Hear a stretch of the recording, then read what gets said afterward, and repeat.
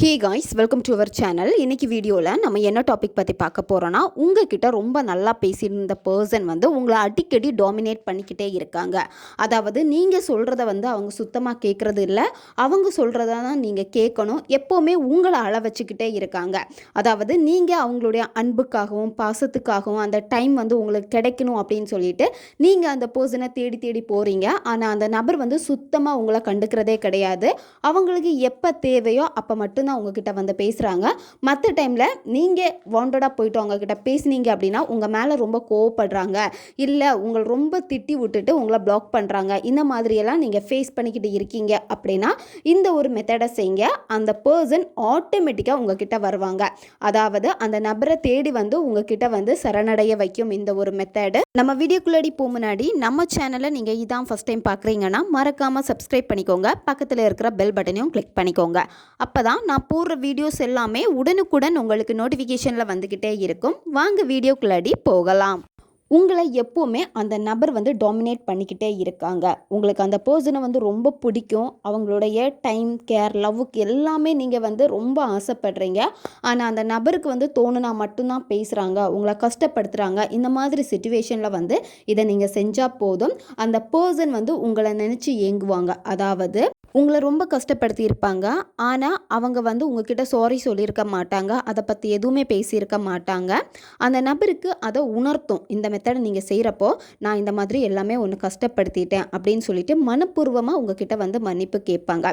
Already உங்ககிட்ட மன்னிப்பு கேட்டிருப்பாங்க. ஆனால் அது வந்து பார்த்திங்கன்னா உங்களுக்கு அந்த அளவுக்கு வந்து அந்த ஃபீல் வந்து டச் ஆகிருக்காது. இவங்க ஏதோ சும்மா தான் சொல்கிறாங்க அப்படின்னு சொல்லிட்டு இருந்திருக்கோம். பட் இந்த மெத்தடை நீங்கள் செஞ்சு பண்ணுறப்போ அவங்களுடைய ஃபீலிங்ஸை கண்டிப்பாக உங்ககிட்ட வெளிப்படுத்துவாங்க. இந்த மெத்தடை வந்து நீங்கள் எந்த டேல வேணாலும் ஸ்டார்ட் பண்ணலாம். எந்த நேரத்தில் நீங்கள் இந்த மெத்தடை நீங்கள் செய்யணும் அப்படின்னா காலையில் பிரம்ம முகூர்த்த நேரத்தில் இந்த மெத்தடை நீங்கள் செய்யணும். அப்படி இல்லைன்னா நைட்டு தூங்க போகிறதுக்கு முன்னாடி இந்த மெத்தடை நீங்கள் செய்யணும். நீங்கள் எப்போ பெட்டில் படுக்க போகிறீங்களோ அந்த நேரத்தில் இந்த மெத்தடை நீங்கள் செய்யுங்க. காலையில் பிரம்ம முகூர்த்த நேரத்தில் நீங்கள் செய்யணும். 3 மணிலேருந்து 5 மணி இந்த இடைப்பட்ட நேரத்துக்குள்ளாடி நீங்கள் செய்யலாம். இதுக்கு நீங்கள் என்ன பண்ணணும் அப்படின்னா உங்களுடைய கால்களை வந்து நீங்கள் நல்லா வாஷ் பண்ணி எடுத்துக்கோங்க. கொஞ்சம் தண்ணியில் கல்லுப்பு கொஞ்சம் போட்டு அந்த தண்ணியில் உங்களுடைய கால்களை வந்து நீங்கள் நல்லா கழுவணும். கழுவிட்டு நீங்கள் என்ன பண்ணணும் அப்படின்னா உங்களுடைய பெட்டில் நீங்கள் எங்கே தூங்க போவீங்களோ அந்த இடத்துல உட்காந்து செஞ்சுக்கோங்க. அப்படி இல்லை மற்றவங்க வந்து உங்களை டிஸ்டர்ப் பண்ணுற மாதிரி இருந்துச்சு அப்படின்னா அமைதியான ஒரு பிளேஸை வந்து நீங்கள் சூஸ் பண்ணிக்கோங்க. உங்களுடைய இடது காலில், அதாவது இப்போ வீடியோ இமேஜ்லேயே உங்களுக்கு தெரிஞ்சிருக்கும், எந்த இடத்துல நேம்னு மென்ஷன் பண்ணியிருக்கோம் அந்த இடத்துல அந்த நபருடைய பேரை வந்து நீங்கள் எழுதணும். இப்போ அவங்க உங்களுடைய லவராக இருக்காங்க, இல்லை ஹஸ்பண்ட் அண்ட் ஒய்ஃபாக இருக்காங்க, இந்த மாதிரி நீங்கள் ரிலேஷன்ஷிப்பில் இருக்கீங்க, ஒன் சைடு லவ்வில் இருக்கீங்க அப்படின்னா நீங்கள் ரெட் கலர் பென் வந்து யூஸ் பண்ணிக்கோங்க. நண்பர்களுக்காக பண்ணுறீங்க, மற்றவங்களுக்காக நீங்கள் பண்ணுறப்போ நீங்கள் ப்ளூ கலர் பென் வந்து பயன்படுத்திக்கோங்க. அதுக்கப்புறமா நீங்கள் என்ன பண்ணணும் அப்படின்னா ஒரு சின்ன மஞ்சள் துண்டு வந்து எடுத்துக்கோங்க. பவுட்ரு கிடையாது, மஞ்சள் துண்டு. அந்த மஞ்சள் துண்டை நீங்கள் என்ன பண்ணணும் அப்படின்னா நெருப்பில் காமிச்சு அந்த மஞ்சள் துண்டை சூடு பண்ணணும். நெருப்பில் நீங்கள் காமிக்கிறப்போ அந்த மஞ்சள் துண்டு வந்து பார்த்தீங்க அப்படின்னா பிளாக் கலரில் வந்து கரியாகும். நீங்கள் ரொம்ப சூடு பண்ணக்கூடாது, லைட்டாக நீங்கள் சூடு பண்ணி எடுக்கணும்.